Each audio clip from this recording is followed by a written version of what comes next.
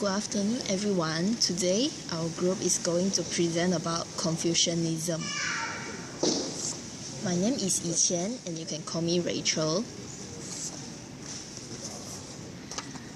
Confucianism is defined as the ethical system and teachings of Confucius that emphasize on morality, humanity, and harmony. It was formed during c. 500 BCE, origin from China and by Kongqiu. Kongqiu was born around 552 BCE and he was honored with the title Kongfuzi, which is Confucius in English. In his life, he wandered around many states and he gave advice to rulers. Besides, he also accumulated a small group of students and he is considered as a great educator and a thinker. Despite of his failure politician career, his career as a teacher and philosopher is successful. He has proven to be the greatest influence over the Chinese character. Basically, there are 5 principles in Confucianism, which is Ren, humanliness, Li, virtuous norms, Zhong, loyalty to one's true nature, Shu, reciprocity, Xiao, filial piety. According to the history, Confucianism has created a deep impact to spiritual and political life in China. Besides, it also influenced Korea, Japan, and Vietnam as well. Next, I will introduce you the sacred texts of Confucianism. First of all, Analects, which is Lun Yu, the 5 classics, Wu Jing, and the 4 books, Si Shu. However, there are arguments out there regarding the categorization and the classification of Confucianism. Is Confucianism a true religion, or is just a moral code? In our opinion, Confucianism is not a religion, and we will continue to discuss about it in our body content. Thank you. My name is Paul Xin. I will talk about, is Confucianism a true religion or a moral code? Our group believes that Confucianism is not a true religion, but rather it is a philosophic worldview or a moral code. In short, it can be called as moralistic philosophy. In Oxford Dictionary, it defines religion as the belief in and worship of a superhuman controlling power, especially a personal god or gods. Confucius was a Chinese teacher and philosopher, and he did not show any divine or deity during the time he is alive. But when Jesus was born, something supernatural happened, and he used 5 loaves and 2 fishes to feed thousands of men. The story of Jesus had been filled with superhuman controlling power, and it is unexplainable, just like what the definition of religion is. Meanwhile, in Confucius' life, he did not do anything that shows the divine power. In Confucianism, there are no such things as higher force. Confucius shows humanity instead of divinity. Hence, Confucianism is not a religion, as it does not have any similarity with the definition of religion. Besides, other religions need followers to worship at church or temple, but Confucianism does not mention anything about followers that are needed to worship him or other gods regularly. For example, Christians have their followers that will attend church at least once a week. Although it is optional, but if they were to attend, they need to pray, and the prayers will make them to get closer to the God. However, Confucianism has its disciples, or known as his students, instead of followers, since he does not practice worshipping, but he will not stop or restrict if they wish to worship him. People that hope for good results usually worship Confucius, and this is what people usually do. Most of the Confucian temples are to commemorate Confucius' contribution to Chinese cultures. Furthermore, Confucianism's sacred texts do not show deities and teachings about the afterlife, which is very much different than other religious texts. They have mentioned about the afterlife and karma to alert people on building good deeds in life. Confucius does not claim for divine inspirations, and his teaching include A ruler with the right advice could bring about an ideal world. He also said that heaven and the afterlife was too complicated and were beyond human capacity to understand. Therefore, everyone should concentrate on doing the right thing in life instead of thinking about the life after death. Also, he taught an important attitude, which is to respect on one's parents, teachers, and elders. Lastly, he also mentioned that human virtues and critical elements are critical elements for harmonious society.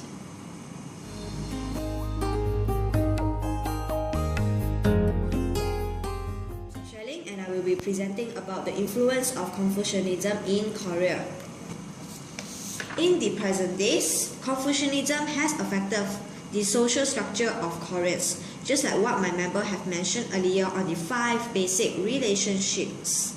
Koreans as well have adopted this idea too. And all these 5 basic relationships are to create a harmonious society and a prosperous nation. Now we look at the examples. Can you see the 4 bold terms? Hyo, Chung, Pyo, and Shin. These 4 Korean terms have shown that Confucius' idea of 5 basic relationships have been translated into Korean terms, adapted and practiced by the Koreans. Next, hierarchical social order has formed as well, rooted from the idea of Confucianism, whereby lower class and also younger ones need to use formalities and honorific form of address towards their superiors, as well as giving respect to them. For example, bowing up to 90 degrees and also calling their names with honorific form: Sunbae, Sonsangnim, Hyung, and Nuna. So what about the Joseon administration in the olden days? Confucian ideas became their main ideology in the government and administration system of Joseon in the early 14th century, which is about 1392. So, we would like to see what is the connection between the royal text of Joseon dynasty and the teaching of Mencius, the disciple of Confucius. The first one is from Mencius, and the second one is from Joseon King. So, have you seen what is the connection between these 2 texts? If you do not see it, let me tell you. Heaven have actually sent a king to earth to govern the nation, and that heaven has created the king, and he is responsible to protect his nation with the mandate of heaven, and heaven will monitor every action of the king. This shows that Joseon king have actually used Mencius' teaching to help him to rule his kingdom. This is the connection between Mencius and Joseon king's text. But this does not mean that Joseon dynasty had set rules and regulations according to Confucianism. They have actually only used his teachings, concepts, and ideas to explain on the reasons on why are their actions and implementations are made on the nation. And that is it for my topic, and the next topic will be presented by my next member, which is on. I'm Han Ting. I'm going to talk about the Confucianism effect on Japan. As we can see from the board, Japan is an island country that takes advantages in getting in touch with neighboring countries. Confucianism from China was introduced firstly to Japan by Korea and has long-term effect on Japanese culture and society structure. Firstly, I want to talk about society structure of Japan affected by Confucianism. 17th article Constitution was a document based on Confucianism and Buddhism. It was issued by the Shotoku, who wanted to unite Japan and help government to run smoothly. Actually, the Confucianism political teaching is to protect authority of emperor. This is also one of core ideas of Neo-Confucianism. which was practiced during Edo period. Tokugawa divided his society into four ranks, according to Confucianism, which is merchants, artisans, farming peasants, and samurai. And of course, the one sitting at the top of the rank pyramid is emperor.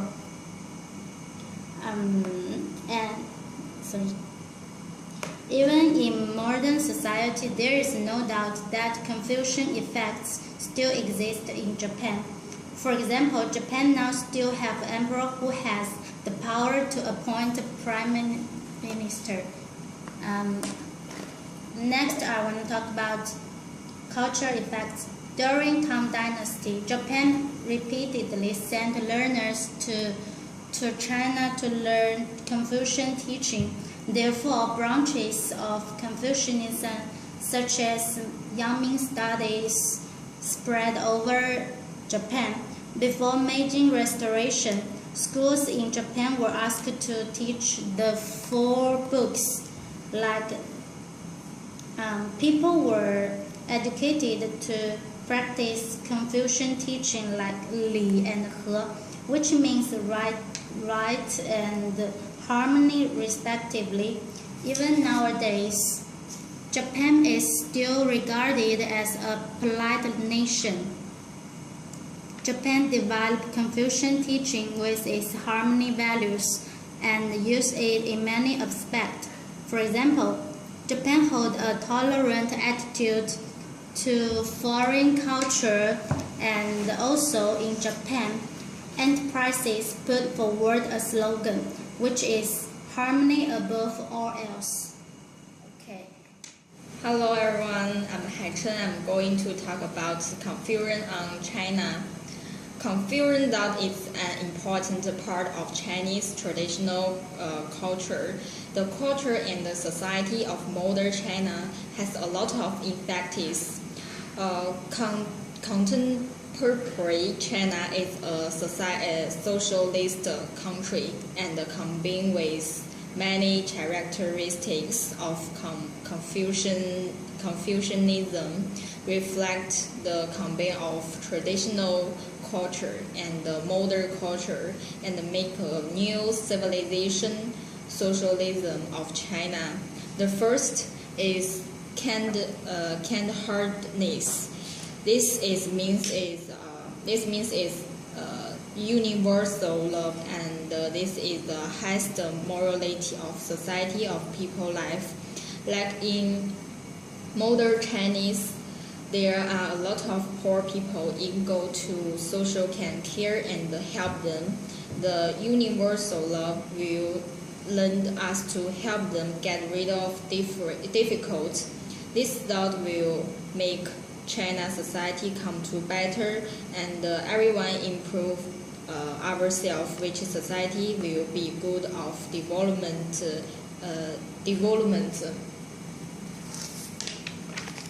The second is collective interests and community warfare.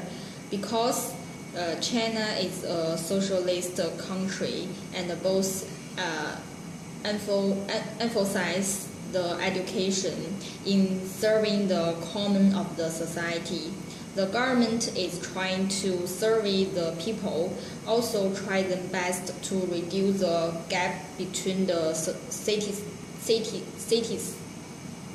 This thought can make society more harmonious, like China modeled on the Soviet Union to open free market.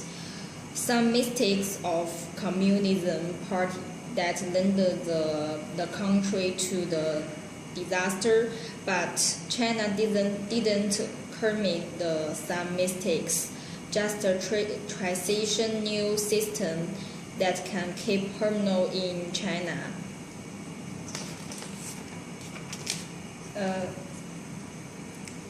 Third one is ruled by moral forces. Up to now, China has continued to keep the governing idea of serving the people wholeheartedly. The first is to set up the government credibility. The government needs to set an example and carry forward the spirit of thrift. The second is based on the livelihood of the people. Confucius is very paying attention to people's life and put forward the doubt about how can we take care of people.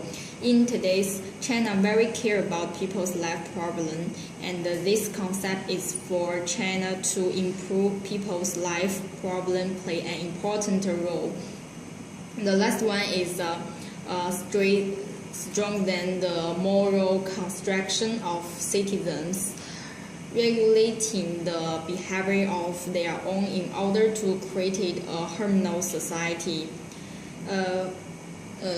Last part is China established the official ideology. China has established the official ideology of Marx's philosophy.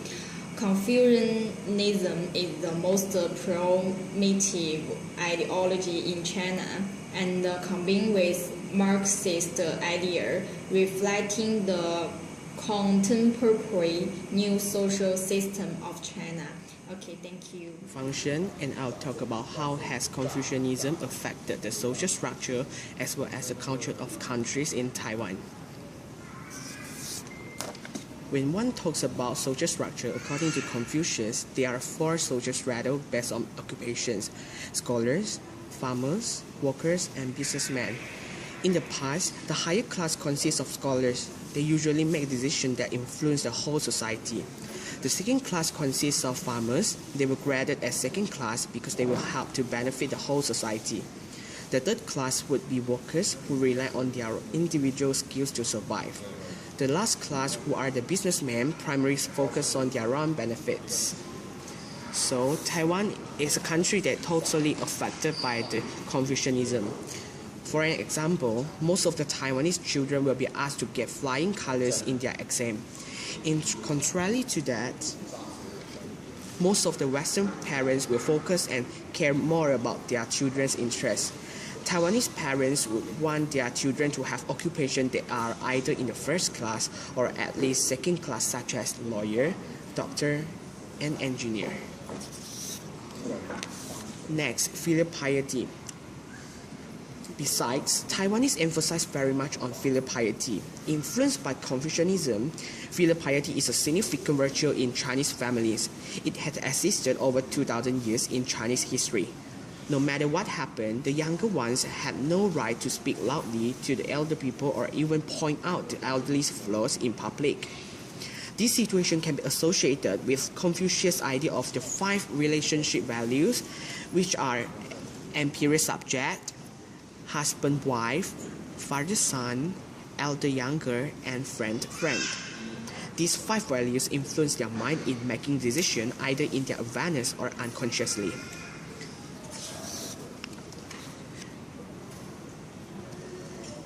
Last but not least, Confucianism also affects the mindset of Taiwanese to bring harmony atmosphere all the time. All the teaching values in Confucianism are about making the world peaceful and harmony. In this case, we can find that Asians, including Taiwanese, seldom to speak out their voices against something that they do not agree with.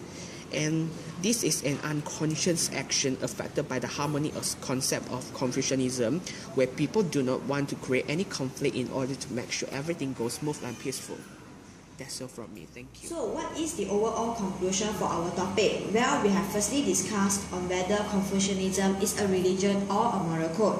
And we have all agreed and believed that it is a moral code and not a religion, whereby Confucianism has discussed about morality, humanity, and creating social harmony and not holy teachings. Confucianism also does not discuss about the life after death or karma. Confucianism has only focused and concentrate more on the present days, doing the right thing now and in future. There is no god or gods to worship in Confucianism. So what are the effects on China, Taiwan, Korea, and Japan we have summarized the similarities whereby in all four countries they have adapted the idea of 5 basic relationships to create a social harmony. Social hierarchy and structure formed by all 4 these countries are rooted from the idea of Confucianism, and therefore these 4 countries have also focused much on education so that they are able to get into a higher level in the hierarchy. The last one is practice of siam, the respect of elderlies and superiors. Therefore, this shows that how great is the influence of Confucianism, not just in 1 but 4 countries. And yes, we believe that it may be more than that around the world. And that is all from us. Thank you for watching. 天下大同归为何？孔子说，孔子曰：天人合一，是境界。抬头看看臭氧层里边的稀薄，海洋上飘来的是厄尔尼诺。天人合一的那幅美丽的画，为什么一天天远离我的生活？